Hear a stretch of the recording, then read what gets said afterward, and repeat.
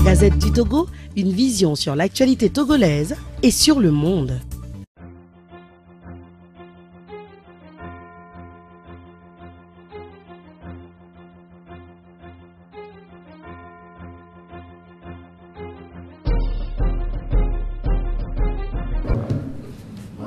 Rappelez-vous la ligne dit Togo de vous, luttons sans défaillance.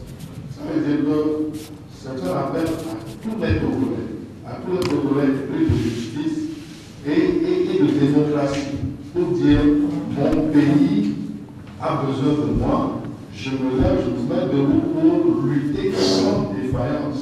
Donc si certains ont commencé, n'hésitez pas à leur emprunter le temps. Vous êtes tous les Togolais et vous êtes tous appelés à lutter sans défaillance. Donc, il faut lutter partout dans nos quartiers, dans nos familles, partout nous devons lutter sans défaillance. Donc, le Togo de tous, à nous, c'est nous tous. Deuxième chose, c'est, comme Roger l'a dit, on vient de poser un acte historique. C'était nécessaire et il faudra que la communication, nous allons nous y employer, que cette communication-là puisse atteindre les personnes qu'il faut. Quelqu'un a demandé si cette communication parviendra au chef de l'État. Vous savez, tout ce qui sort dans l'air entre dans les oreilles. Il l'entendra, il écoutera. Il aura même le papier. Il l'aura. Pourvu que ces conseillers puissent accepter de lui dire ce qui est écrit et non de le diluer ou de le banaliser. Même si le banalisait, quelqu'un lui dira ces gens ont dit quelque chose qui te concerne. Les déclarations du ministre Barbara et d'autres ministres, vous savez comment ils se sont agités. Au début de la crise, ils sont sortis sur les médias, aujourd'hui, ils sont calmés. Ils sont calmés parce que la stratégie n'a pas marché. C'est une stratégie de communication. Et puis, ça permet aussi de voir, excusez-moi, leurs limites. Ils ont dit des choses qui ne tiennent pas la route, qui n'ont pas tenu la route. Quand le chef de l'État déclare que dans un état de droit, la rue ne peut pas renverser ou prendre le pouvoir. Il se trompe. Historiquement, il y a des faits. En 1968, De Gaulle était bien, il n'avait pas fini son mandat, il était élu et il était président de la République, mais c'est la rue qui l'a fait partir. C'est la rue qui l'a fait partir. Parce que pour un président de la République qui écoute son peuple, la rue est très importante. Ce qui se dit dans la rue, parfois, est plus important que ce qui vient se dire dans son palais. Donc, que l'histoire, il ne faut pas qu'on s'aveugle volontairement en fermant les yeux sur l'histoire, mais l'histoire est là pour nous instruire parfois. Donc si quelqu'un ignore l'histoire, rappelons-lui l'histoire et son utilité.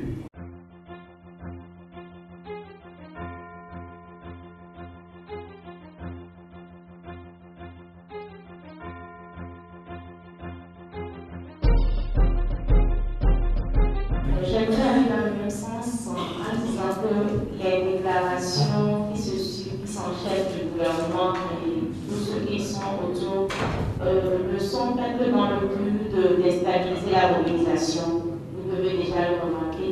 Et donc, il nous revient à nous, citoyens, de pouvoir avoir un sens d'analyse, analyser chaque phase de chaque déclaration pour voir si elle tient la route, si vraiment elle a un sens. Sinon, nous serons toujours à pleurer, nous allons perdre notre courage. Et si nous perdons notre courage, je crois que ce serait la fin de la lutte. Et comme vous l'avez compris, tant qu'il y a la mobilisation, ça continue. Mais tant que nous nous affaiblissons, alors nous allons signer la fin et ils prendront le dessus. Et rassurez-vous, ce serait bien avant. ce serait pire que ce que nous sommes en train de vouloir changer.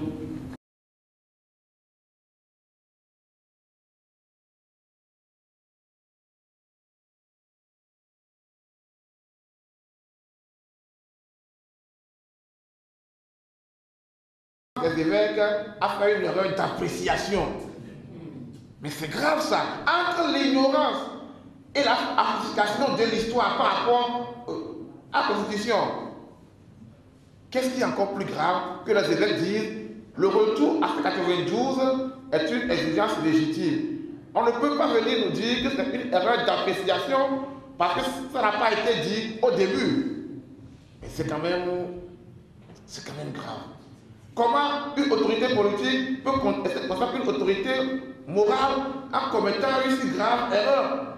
Ça veut dire tout simplement qu'on n'est pas prêt à prendre une décision raisonnable, rationnelle, pacifique et même une décision historique.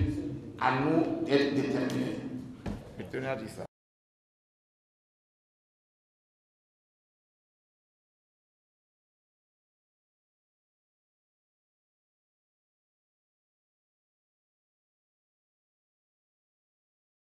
De l'État, en réalité, face à une crise pareille, le chef de l'État devait être au-dessus de la mêlée. Parce que quel qu'en soit le cas, il est le président de tous les Togolais. Mais lorsque vous prenez le discours du chef de l'État, vous allez voir qu'il est sur la défensive. Le chef de l'État est en train de défendre son pouvoir et de défendre la possibilité de rester plus longtemps au pouvoir. C'est ce qui se passe. Et en réalité, ce simple constat doit remonter tous les citoyens togolais. Ce simple constat doit remonter tous les citoyens togolais. Quand le chef de l'État dit qu'on ne peut pas revenir à la Constitution de 1992, il parle de l'impossibilité de revenir à la Constitution de 1992. En réalité, même son père, dont il hérite le pouvoir en 92, a appelé à voter pour cette constitution.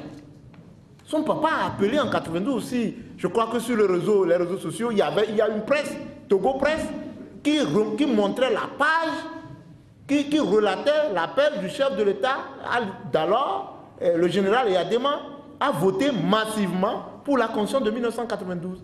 Et nous pensons que, en réalité, c'est un test qui a posé des principes de démocratie. C'est un contrat. C'est en réalité le contrat, c'est la base de la démocratie, du processus de démocratisation.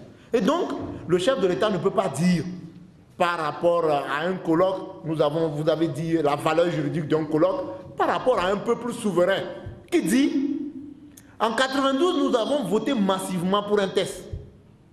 Vous êtes venu le modifier en 2002 pour le rendre personnel. C'est-à-dire que vous êtes venu la tailler sur mesure pour pouvoir l'apporter. Maintenant, nous vous demandons de nous ramener notre test. Quelle est la valeur d'un colloque par rapport à une telle demande? C'est quoi le colloque? D'ailleurs, qui est l'instigateur de ce colloque?